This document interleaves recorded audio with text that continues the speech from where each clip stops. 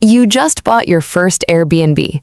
The listing photos are stunning. Crisp white linens, a perfectly staged kitchen, one of those accent walls everyone seems to be copying from Pinterest this year. The bookings roll in almost immediately. 5-star reviews, a calendar that's nearly full for the next 2 months straight. It feels like you found a cheat code, a house that pays you back nightly instead of monthly. So why, once you actually add up the cleaning fees, the platform cut, and the mortgage payment, does running a fully booked property somehow feel like breaking even? That gap between a full calendar and a healthy bank account is the entire story of owning an Airbnb. Because a short-term rental isn't really real estate investing in the traditional sense, and it isn't quite hospitality either. It's something in between, and that in-between space is exactly where most of the hidden costs live. So let's break down what it actually costs to run one of these properties, how the money really moves through it, what almost nobody accounts for before buying, and whether it's genuinely a smarter way to own real estate or just a landlord's job wearing a much better outfit. It's easy to understand the appeal. Real estate has always been sold as one of the safest ways to build wealth, and Airbnb seemed to supercharge it, letting an ordinary property earn hotel-level income without hotel-level overhead. You get to use the place yourself when it's empty. The property appreciates in value while it also pays you monthly. And there's something undeniably appealing about turning a house, something most people think of as purely a place to live, into something that behaves like a business. So how does an Airbnb actually make money? At its simplest, it's a nightly rate multiplied by how many nights the property actually books, which sounds straightforward, until you realize occupancy is the variable almost nobody gets right on their first try. A property might command an impressive rate in peak season and sit completely empty for weeks in the off-season, and the average across the whole year is what actually matters, not the best week you saw in the listing comps. On top of the nightly rate, hosts add cleaning fees, charges for extra guests, and increasingly dynamic pricing tools that raise or lower rates automatically based on local demand, weekends, and events happening nearby. Done well, this turns a static asset into something that prices itself like an airline seat. Done poorly, it just means a lot of empty nights at a rate nobody wanted to pay. Buying specifically for short-term rental changes the math from day one. Lenders often require a larger down payment for an investment property than they would for a home you plan to live in yourself, frequently somewhere in the 20 to 25% range. Then comes furnishing, and this is where new hosts consistently underestimate the bill. Furniture, appliances, linens, kitchenware, and the small design details that make listing photos actually convert into bookings can easily run anywhere from $10,000 to $40,000, depending on the size and standard of the property. Financing usually comes from a standard mortgage, sometimes supplemented by a home equity line against a property the buyer already owns. Either way, that loan becomes a fixed cost, sitting on top of a business whose monthly income, unlike a long-term tenant's rent, is never actually guaranteed. The recurring expenses look deceptively similar to a normal rental property until you look closer. Utilities, usually the tenant's responsibility in a long-term lease, fall entirely on the host here, since guests expect electricity, water, and internet included in the price. Cleaning is a bigger line item than most people expect, since, unlike a year-long tenant, a short-term rental needs a full professional clean after nearly every single stay. Add the platform's service fee, insurance built specifically for short-term rentals, which typically costs more than a standard homeowner's policy, and restocking everyday items like toiletries and coffee, the expense list grows a lot longer than a traditional landlord ever deals with. Here's what rarely gets mentioned in the success stories.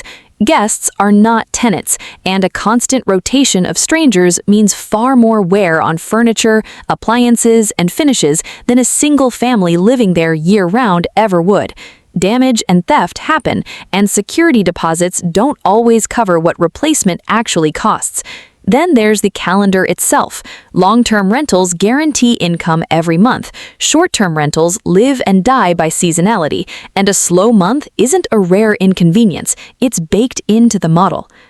But the single biggest risk in this business isn't a bad guest or a slow season, it's regulation. Cities around the world have been tightening the rules on short-term rentals, sometimes capping the number of nights a property can be rented, sometimes requiring licenses that are difficult or impossible to get, and sometimes banning the practice in certain buildings or neighborhoods altogether. A property bought specifically for Airbnb income can become overnight a property that legally can't operate as one, and that risk sits entirely outside the owner's control. After everything is accounted for, the mortgage, cleaning, utilities, platform fees, and a reserve for the inevitable repair or replacement, realistic net margins on a well-run short-term rental often land somewhere between 15 and 30% of revenue. That's frequently better than a long-term rental on the same property, but the gap is smaller than the glossy income screenshots suggest, and it comes with considerably more moving parts to manage. Let's run the numbers. A two-bedroom property renting for around $180 a night with a reasonably solid occupancy rate of about 65% brings in roughly $3,600 a month. Against that, a mortgage payment might run $1,400, taxes and insurance another $400, utilities and internet around $250, cleaning supplies and platform fees close to $250 more, and a maintenance and furniture reserve of around $200. Total expenses land near $2,500, leaving roughly $1,100 a month, close to $13,000 a year in actual profit. Hand that same property to a property manager instead of running it yourself, and that number can shrink by another fifth or more, since management fees typically take a real percentage of every booking. Most new hosts make the same handful of mistakes. They price the property based on the best week they saw in a competitor's calendar instead of a realistic yearly average. They skip researching local short-term rental laws until after the purchase, sometimes discovering restrictions only once they try to get licensed. And they underestimate how much actual time hosting takes, from guest messages to emergency repairs, until burnout quietly turns into neglect, and neglect shows up in the reviews. The industry itself has matured a lot. Regulation keeps tightening in major cities, and markets that were wide open a few years ago are far more competitive and far more restricted today. Professional hosts running dozens of properties, along with dedicated property management companies, now compete directly with individual owners, which pushes generic, forgettable listings toward the bottom of every search result. Differentiated properties, ones with a genuine design point of view or a truly unique location, increasingly outperform properties that simply exist.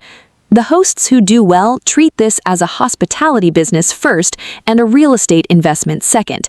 They use dynamic pricing instead of a flat nightly rate frozen in time.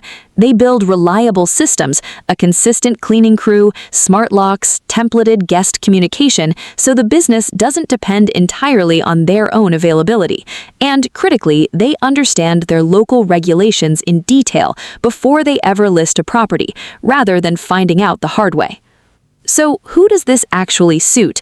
It works well for people who can absorb a full down payment and furnishing cost, who are comfortable treating a property as an active business rather than a passive investment, and who've genuinely researched whether local demand and local law both support the model long term.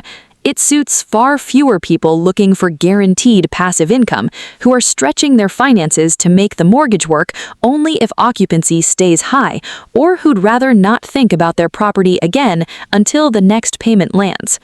So, is owning an Airbnb actually worth it? It depends less on the platform and far more on the property underneath it. Buy in a market where demand is genuine and durable, treat the business like hospitality rather than a side project, and keep enough of a reserve to survive a slow season or a sudden regulation change, and a short-term rental can meaningfully out-earn a traditional lease while still leaving you an asset that appreciates. Buy on hope, ignore the local rules, and lean entirely on a rosy occupancy forecast to cover the mortgage, and you're one city council vote away from owning a very expensive, very empty house. In the end, the nightly rate on the listing was never the real return. The real return is whatever's left once you've paid to make someone else's stay feel effortless night after night.